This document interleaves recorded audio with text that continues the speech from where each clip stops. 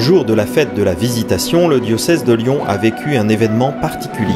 Frères et sœurs, c'est donc une joie particulière de célébrer l'inauguration et la bénédiction de la Vierge de Guadeloupe dans notre basilique. Dans la basilique de Fourvière, nous attendions ce jour depuis très longtemps. La date a été fixée, repoussée. Finalement, elle est tombée le 31 mai, ce qui est la meilleure date, puisque la Virgen de Guadalupe, elle est embarazada, c'est-à-dire elle est enceinte.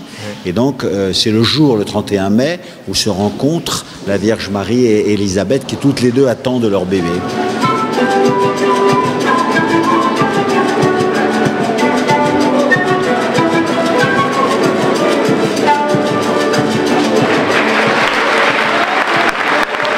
Inaugurer une Vierge d'Amérique latine du XVIe siècle peut paraître dépassé aujourd'hui en France.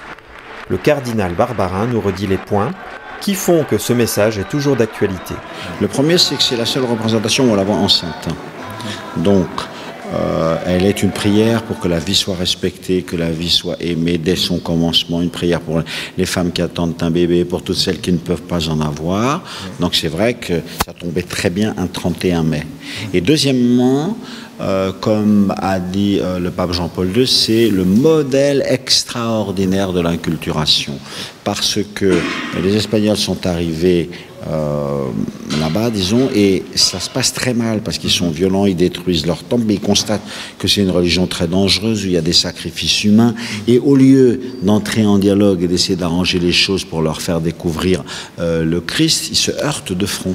Si bien que l'évêque Juan de Zumarraga, en 1531, il écrit au roi d'Espagne, ça ne peut pas continuer comme ça, vos soldats se comportent comme des violents, etc. Et je suppose que le roi d'Espagne aurait pu arranger ça. En tout cas, la Sainte Vierge, elle est venue l'arranger. Donc elle choisit un petit Indien de rien du tout, Juan Diego, et lui dit, tu seras mon messager, moi j'ai confiance en toi.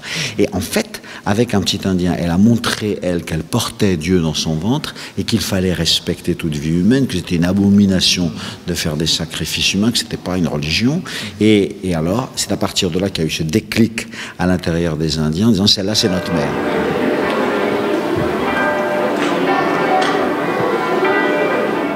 Et ainsi, en 7 ans, ils ont baptisé 8 millions d'Indiens. Et là, ça a été la transformation de tout. C'est pour ça qu'elle est vraiment l'acte de naissance du christianisme en Amérique. C'est Jean-Paul II qui a donné un rayonnement mondial à Notre-Dame de Guadeloupe.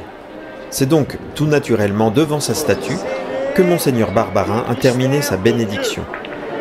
Accorde à nos familles la grâce d'aimer et de respecter la vie à ses débuts. On peut dire celui qui nous a beaucoup réveillés à cela, c'est le pape Jean-Paul II, à cause de ce premier voyage, et ensuite à cause de son amour de la Virgen de Guadalupe, du fait qu'il a installé dans les grottes du Vatican, dans les jardins du Vatican, et puis même il a déplacé la fête, qui était la fête de Sainte-Jeanne de Chantal, pour donner au 12 décembre le nom de la fête de la Virgen de Guadalupe. Donc il a donné un rayonnement mondial à quelque chose qui nous paraissait à nous lointain ou un peu local.